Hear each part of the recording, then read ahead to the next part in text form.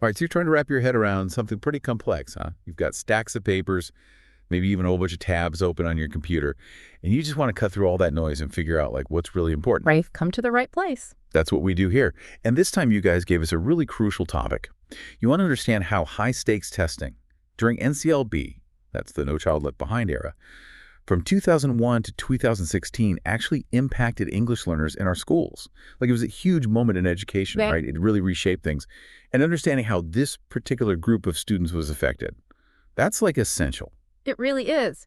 And we dove deep, We got our hands on this systematic review of 37 research studies, all published right smack dab in that intense NCLB period. Not just opinions, but like solid investigations, rigorous research into this exact question. So today, what we want to do is bring all those findings together and give you a clear picture, a solid understanding of what the research actually tells us about this complex issue. All right, so to get a grip on this, we're following the same three key areas that this systematic review laid out. First, we're going to dive into the assessment factors themselves, like how did the way English learners were assessed influence how they performed on those high-stakes tests? Then we're going to shift gears and zoom in on school-level factors, things like the policies in place, the resources available, and how those things shaped how teachers prepared ELs for these tests. And finally, we're going to tackle something pretty fundamental. How much of the research in this area was actually built on solid, well-established educational theories? Because that's important, right? It really is, and I think it's so important to keep in mind the whole context of NCLB. This was a huge piece of legislation, ambitious aims. Like, it was all about driving real change in the culture of schools, right? To finally close those stubborn achievement gaps that just seem to stick around, and the idea was to do all of this through, well, a lot more standardized testing and a whole bunch of federal mandates, all happening at the same time that U.S. schools were becoming so much more diverse linguistically and culturally, with more and more English learners in classrooms all across the country. And while NCLB didn't ban bilingual education outright, the focus, it was definitely on English proficiency. Yeah. Getting those kids up to speed in English. Yeah, that makes sense. So with all of that in mind, let's jump right into that first area. How the assessments themselves, like the design of the tests and all, played a role in how ELs performed. And right off the bat, one of the biggest takeaways, like it really colors everything else, is this idea of construct irrelevant variance. It's kind of a mouthful, a bit jargony. It is. But what it really boils down to is this. There were factors totally unrelated to a student's actual knowledge about the subject, especially language barriers, that systematically messed with how EL scored. So basically, these tests weren't always giving a true measure of what they actually knew about the subject. Exactly. And the review really digs into this. They do a bunch of student-level analyses. For example, just the time it takes to actually learn a new language, to become proficient, it emerged as a major, major factor. Yeah, you can't just snap your fingers and suddenly be fluent, right? Right. And one study focusing on Chinese and Spanish speakers indicated that it could take a long time, like a significant amount of time, 5 to 6 years, for these students to be able to really show what they know on these standardized tests in English, simply because of the language demands built into the tests themselves, not because they didn't understand the concepts. 5 to 6 years. That really throws the whole idea of annual high-stakes testing into a whole different light for English learners, doesn't it? Yeah. It's like we're setting up a portion of the student population to struggle for years, simply because of the natural timeline of language acquisition. Big deal. And it wasn't just time, right? Yeah. A student's background, their individual circumstances, those played a role too. Definitely. Things like family income and how much education their parents had, those things definitely had some influence. But the research consistently pointed to language proficiency, just how comfortable they were with English itself, as the strongest predictor of how ELs would perform, especially when compared to their peers who weren't ELs. And this was across subjects, reading, math, science. It wasn't that they lacked understanding, it was the challenge of showing that understanding through language they were still, getting a handle on. It makes you wonder, are we really measuring what we think we're measuring if language is such a huge barrier? And you know what else I found interesting?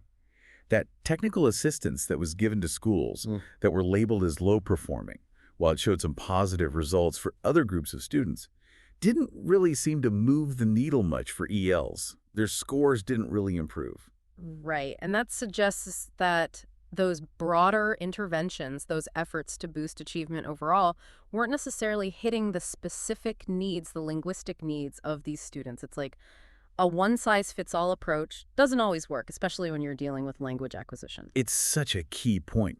You'd hope that extra support would help everyone, right? Yeah. But it seemed like the unique challenges faced by ELs, they weren't always being addressed. Okay, so the review didn't stop there. They also zoomed in on the tests themselves, actually looking at individual questions, right? Yeah. Yeah.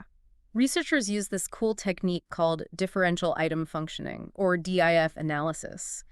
Basically, it's a way to figure out if certain test questions were unfairly difficult for one group of students, in this case, ELs, compared to another group with the same level of knowledge. And the findings were really interesting. Like, for math questions, even seemingly small things like prepositions, words with multiple meanings, even just the use of pronouns in the early grades could make the questions much harder for ELs.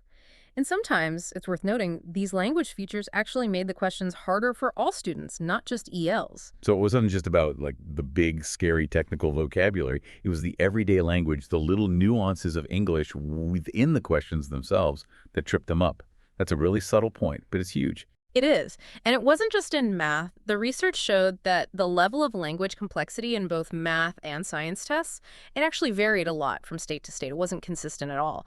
So on top of everything else, you have this inconsistency across states. And general academic language, the more formal language you see in textbooks and hear in classroom discussions, even just the format of the tests, like how long the questions were, those things often put ELs at a disadvantage, not just the specific vocab of the subject. Yeah, it's like a whole layer of complexity on top of the content itself. And I remember there was that really interesting finding from those interviews with ELs who were taking science tests. It really showed the disconnect between what they actually understood and how they performed on the test. Oh yeah, that was really insightful. Even when these students could totally explain the science concepts perfectly in an interview setting, they'd often miss those same questions on the test because of the language barrier. So their scores ended up underestimating their actual science knowledge. And it's interesting, the researchers saw the opposite trend with some of the non-EL students, where their test scores might actually overestimate how well they really understood the material. Wow, that's such a stark contrast. It really highlights how these tests might have been giving a distorted picture of what ELs knew and were capable of.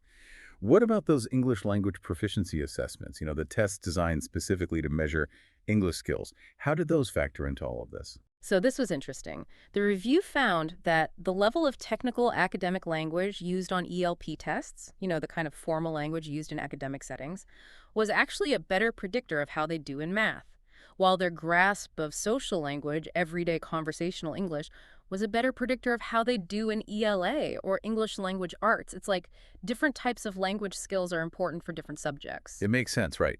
You need those academic language skills to navigate complex math concepts, while ELA is more about communication and understanding those subtle nuances of everyday English. All right, so we've talked a lot about how content knowledge was assessed, but the review also dug into something called curriculum-based measurement, or CBMs. For anyone who isn't familiar with that term, can you break down what CBMs are? Sure, CBMs are basically short, quick assessments that teachers use to frequently check a student's progress in a specific skill, like reading, for example.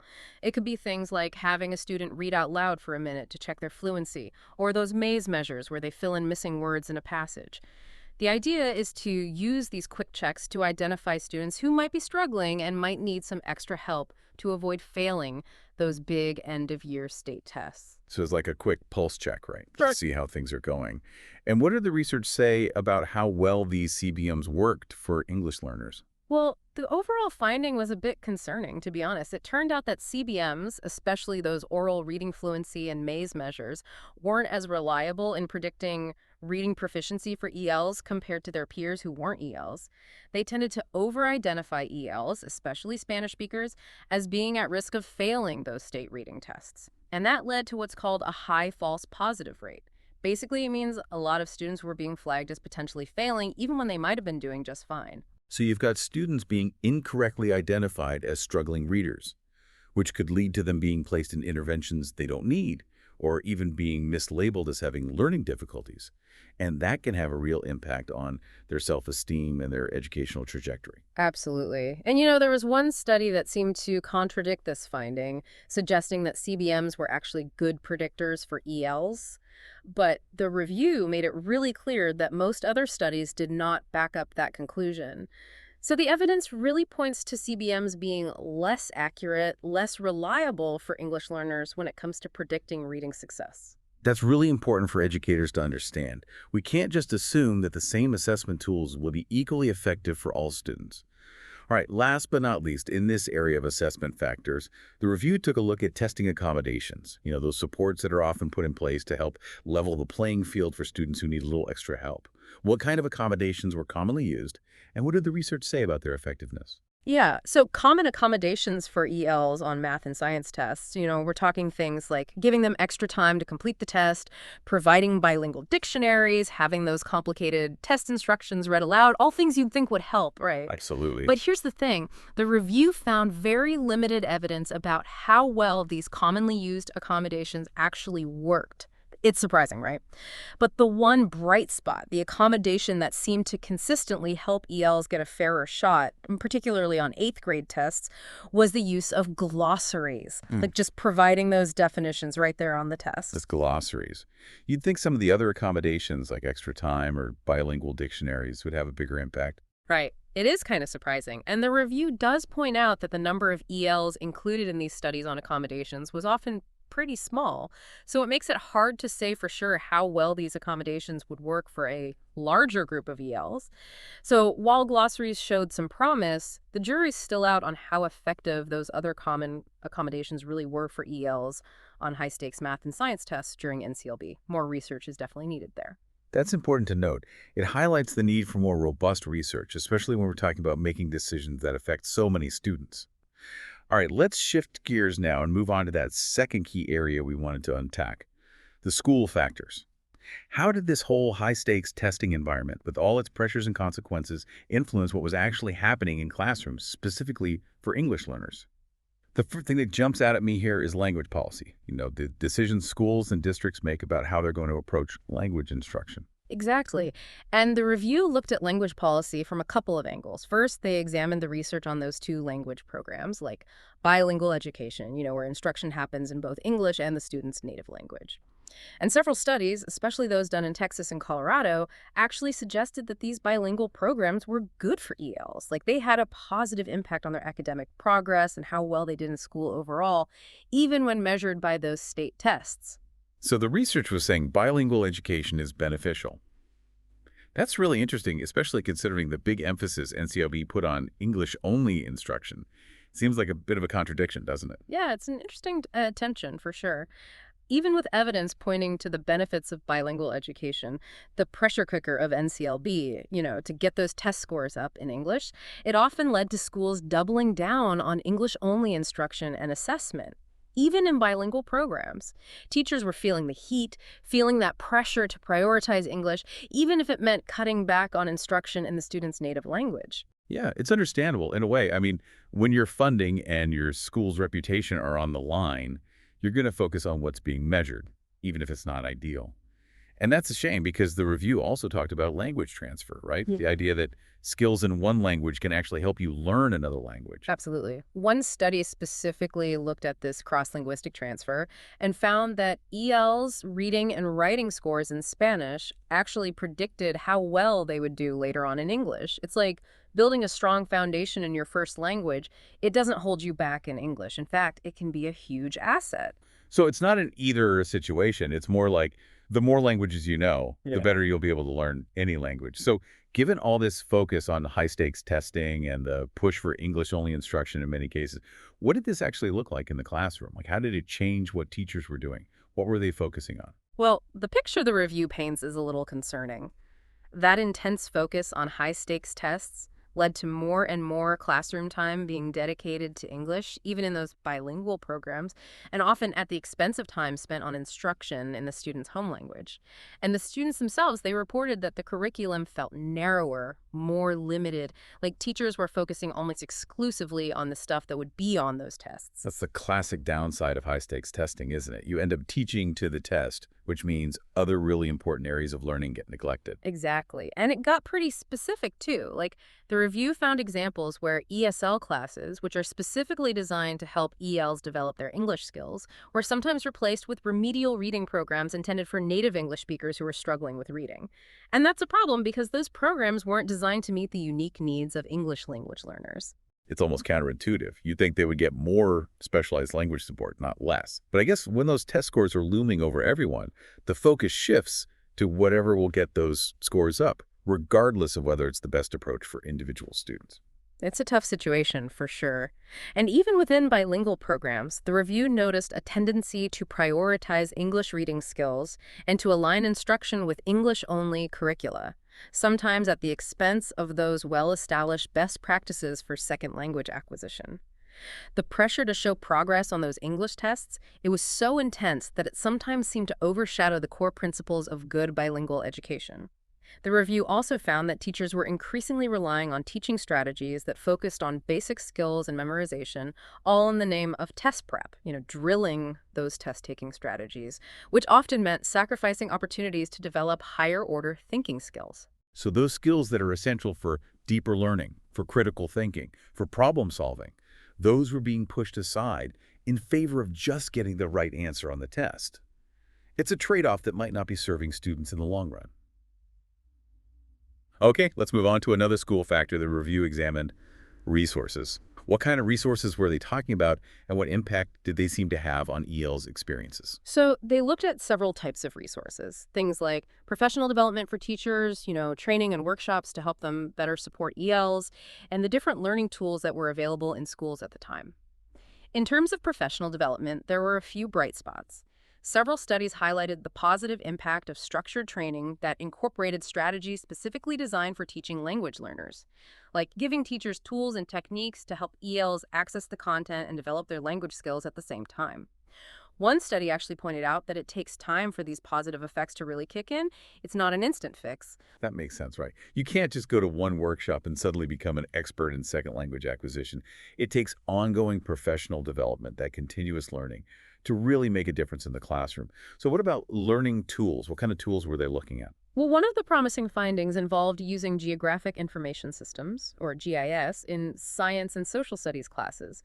GIS, for those who aren't familiar, is all about using maps and spatial data to understand the world around us. One study showed that when GIS technology was used in the classroom, both EL and non-EL students saw significant gains in their test scores. It seemed to be a tool that benefited everyone. I can see how that would be engaging for ELs. It's visual, it's hands-on, and it connects to real-world concepts. It's not just abstract language on a page. Were there any other technologies that stood out? The research on other technologies was a bit more mixed. For example, interactive whiteboards, those big touchscreen displays you see in some classrooms, the findings there weren't as clear-cut. One study even suggested that ELs in classrooms without interactive whiteboards sometimes did better than those in classrooms that had them. And there were also mixed results for a new integrated mathematics curriculum that was being tried out. It seemed to be helpful for some Hispanic ELs, but not for all. So it's a good reminder that just throwing technology at a problem isn't always the solution. It really depends on how the technology is used and who it's being used with. It's not a magic bullet. That's a great point. Technology is a tool, and like any tool, it needs to be used thoughtfully and strategically. It's not a substitute for good teaching and a curriculum that's responsive to students' needs. Now, the review also touched on this idea of human and social capital as a resource, which I thought was really interesting.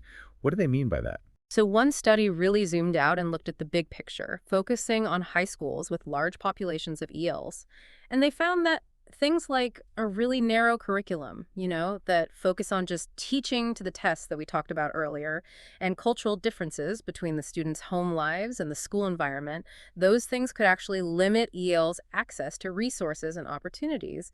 And ultimately, those limitations could hinder their academic and career success down the line. It makes you think about those hidden barriers, those less tangible factors that can have a huge impact on a student's trajectory. If the curriculum doesn't feel relevant to them, that they don't feel seen or valued for who they are and where they come from, that's going to affect their learning. It's a powerful reminder that resources aren't just about textbooks and computers. It's also about creating a school environment that's welcoming and inclusive, where all students feel like they belong and can thrive. Couldn't have said it better myself. All right, so to kind of sum up this whole section on school factors, it sounds like the intense pressure of high-stakes testing during NCLB It had a ripple effect. It impacted language policies, what was happening in classrooms, and even the availability and accessibility of resources. And sometimes those impacts weren't necessarily in the best interest of English learners, but there were some positive takeaways too, right? Like that targeted professional development for teachers and the thoughtful use of certain learning tools. Those showed some real promise. Exactly. I think it's about striking that balance, right?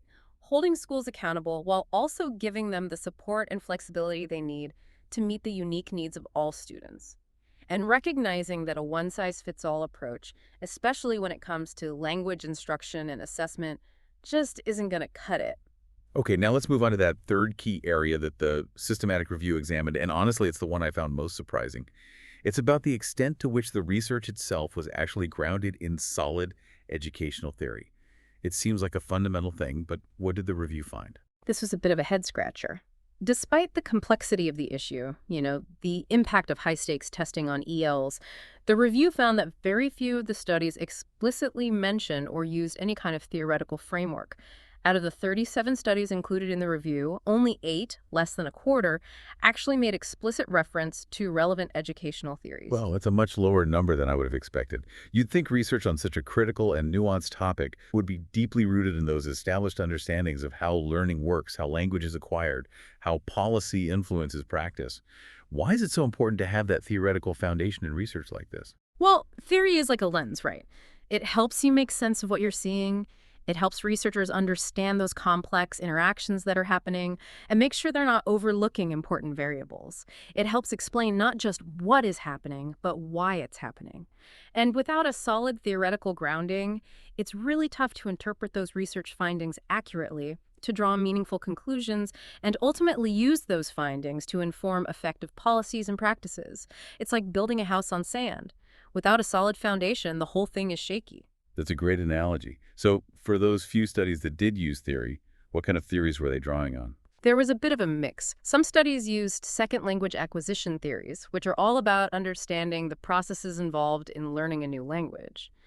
Things like those models of communicative competence, how language is used in different social contexts, or frameworks for analyzing the language demands of specific tasks. There's also the concept of common underlying proficiency, which suggests that skills and knowledge developed in one language can transfer to another. There were also some studies that use literacy development theories, which focus on how students develop their reading and writing skills, and a few that drew on language policy theories, which explore how different language policies play out in educational settings. And a handful of studies even looked to theories from other fields, like social psychology and sociology, to understand the broader social and cultural factors that can influence student outcomes. So there was a whole toolkit of relevant theories out there, but they weren't being used as much as you might expect.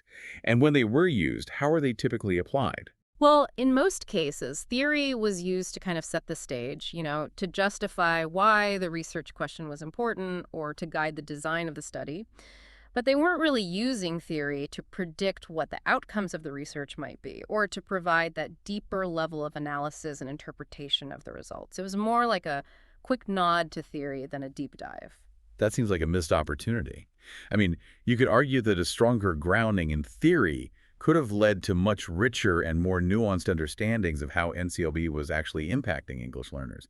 It's like we're only scratching the surface if we're not using those theoretical tools to dig deeper into the why behind the what. Absolutely.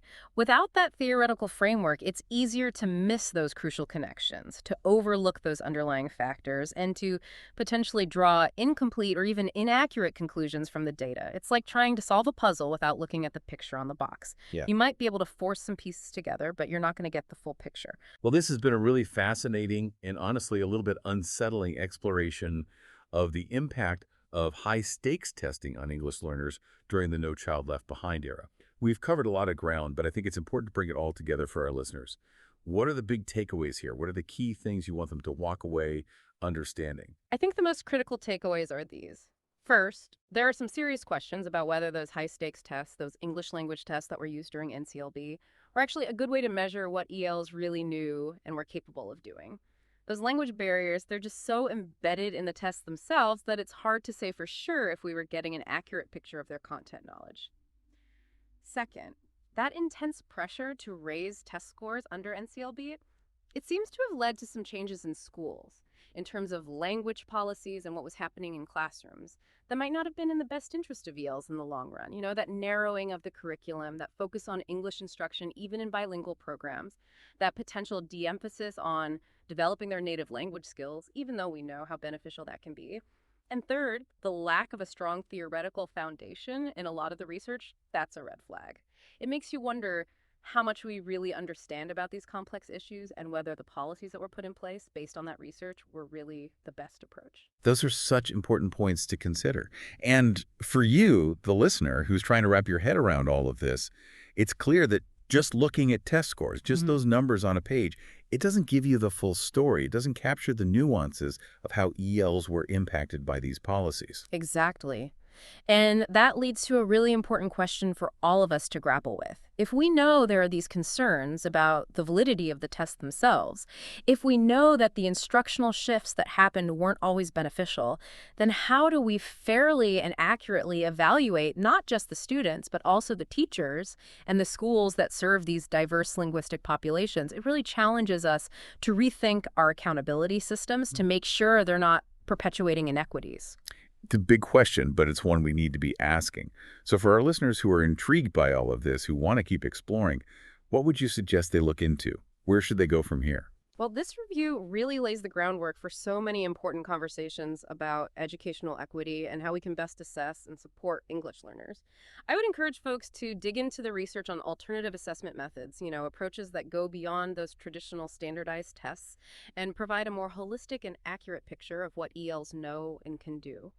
It's also crucial to explore the research on different types of language programs like bilingual education and ESL programs to see what approaches are most effective in different contexts, because what works in one school or district might not be the best fit for another. It's about finding those tailored solutions that meet the needs of our diverse student population. That's a great point. And as we wrap up this deep dive, I think it's important to remember that the NCLB era, it didn't last forever, right? It eventually gave way to the Every Student Succeeds Act, or ES, which was passed in 2015 and fully went into effect in the 2017-2018 school year.